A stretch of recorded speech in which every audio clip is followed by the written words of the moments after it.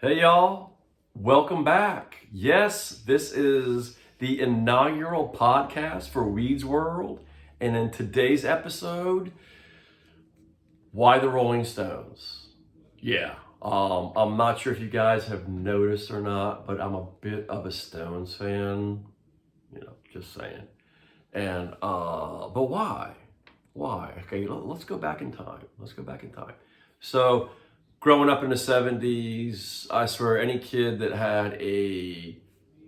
liked rock and roll, who was a rock and roll fan as a part of their vinyl collection, they had Hot Rocks, which was the Stones' greatest hits album that covered 64 to 71. So I had that album.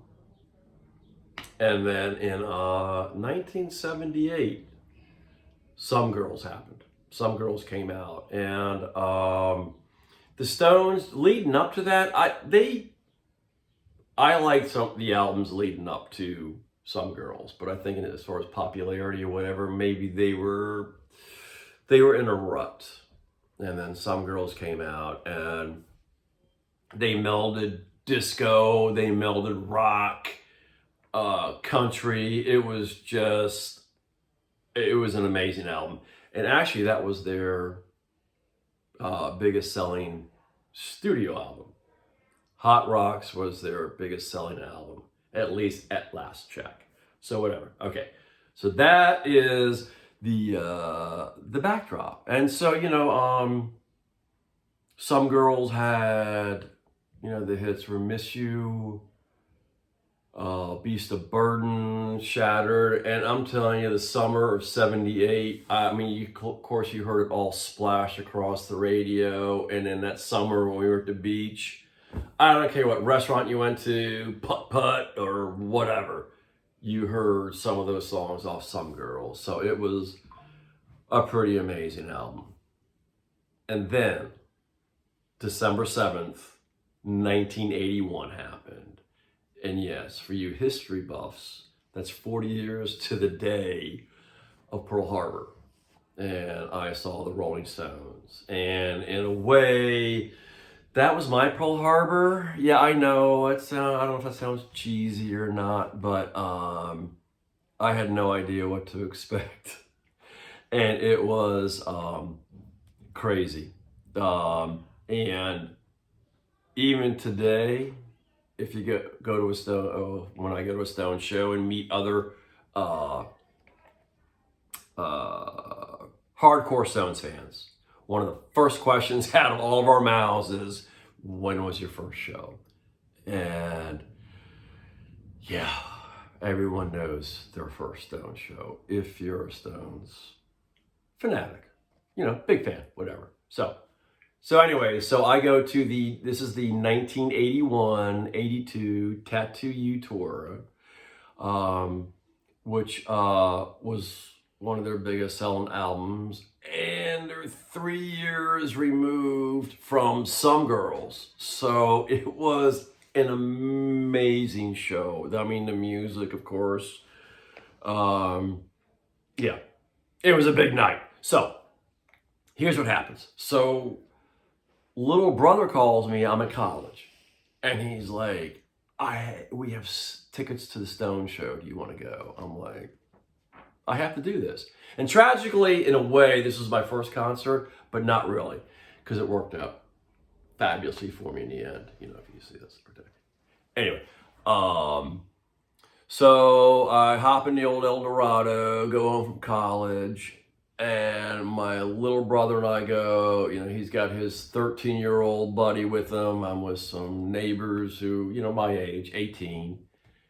And we sit down, and there's two couples in front of us that had to be, early, mid-30s. And at some point during the show, I'm looking down the aisle, and this woman had to be a grandmother. She had to be in her 70s. I mean, she was just losing her mind, just having a blast. And I'm like, what have I walked into?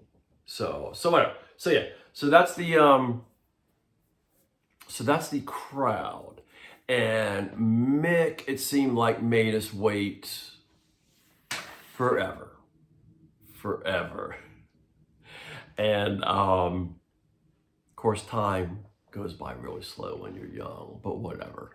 And apparently Madonna has Mick beat as far as making the crowd wait.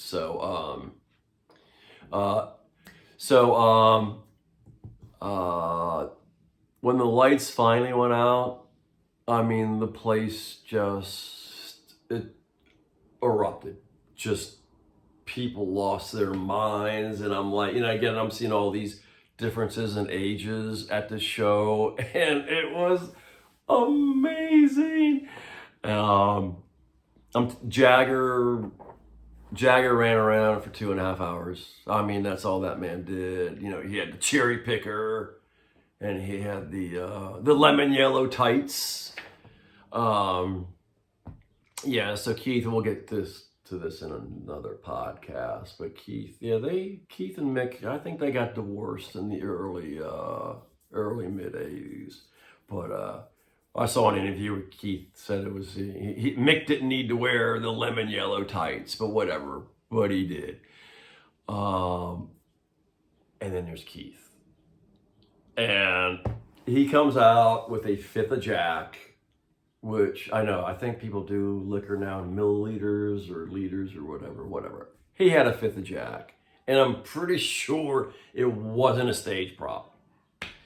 And him and Ronnie, the other guitarist, I hope you all know that, chain smoking through this whole show. And then they are, punting cigarettes, kicking their cigarette butts into the crowd.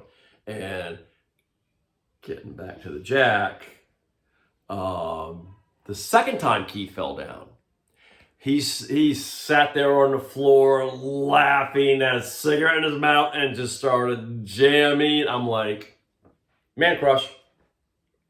Done. Man crush.